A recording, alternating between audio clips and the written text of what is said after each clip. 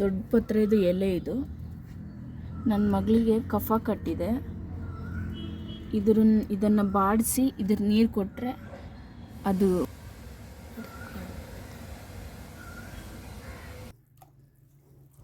ಈ ದೊಡ್ಡ ಪತ್ರೆನ ಚೆನ್ನಾಗಿ ತೊಳೆದು